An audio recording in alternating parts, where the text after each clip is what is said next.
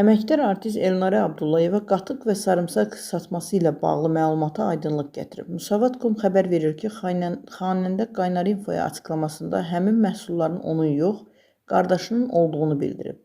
Sarımsaq qatıq satmaq pis şey deyil. O vaxt həyətimizdə yer var idi. Qardaşımgilin yaxşı südü qatıqları olurdu. Gətirib onu şənbə bazar günləri həmin yerdə satırdılar. Mənim vaxtım var. Qatıq satmağa vaxtım olsaydı, indi milyonçu idim.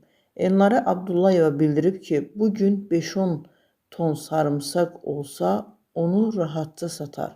Qeyd edək ki, məşhur prodüser Asif Kərimov əməkdar artist Elnarə Abdullayevanın keçmişi ilə bağlı açıqlaması diqqət çəkib.